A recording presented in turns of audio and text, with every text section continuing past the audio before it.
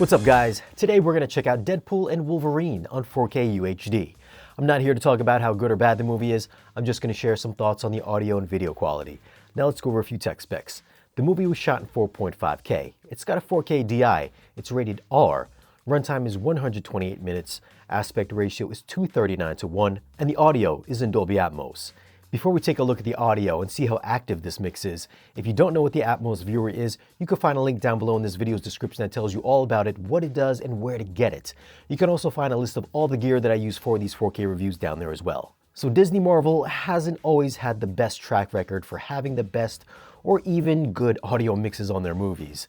And honestly, having seen Deadpool and Wolverine very recently at a Dolby Cinema, I was taking mental notes and I was prepared for another lackluster audio experience because I wasn't exactly blown away at the cinemas. Luckily, this was a far more engaging Atmos mix watching it at my house. Taking a look at the Atmos viewer, the now famous Backstreet Boys intro shows us just how aggressively active this mix can be. Obviously, the Backstreet Boys song takes the front stage, but there's some good front-to-back channel movement when things are flying towards the screen or something is passing in front of it. And if you couldn't tell, this is not locked in a static configuration. At 18 minutes 29 seconds in during one of the quieter scenes, there's some slight room echo which opens up the space a little and should put a little atmosphere in all of your available speakers. Another good scene with decent sound staging comes in at 36:09. This scene takes place in the void.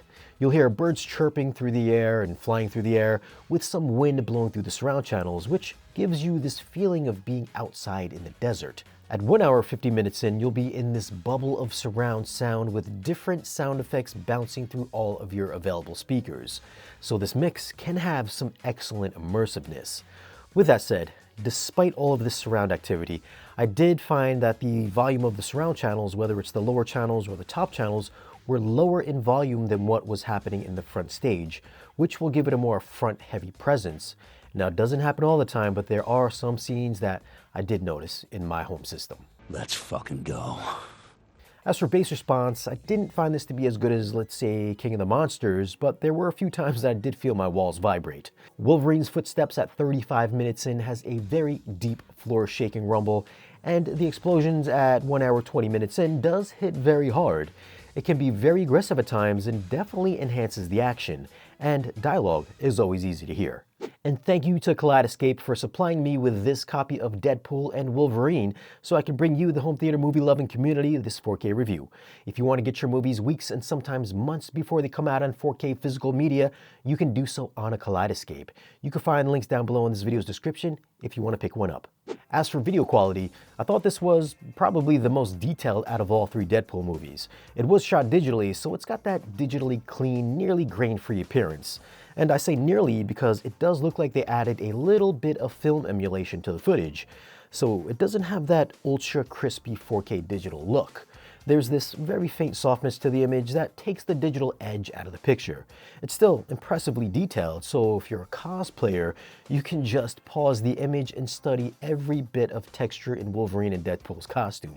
I like the way how their costumes are brand new and clean at the start of the movie, and then as the movie progresses, they get dirtier and more distressed by the end of the movie.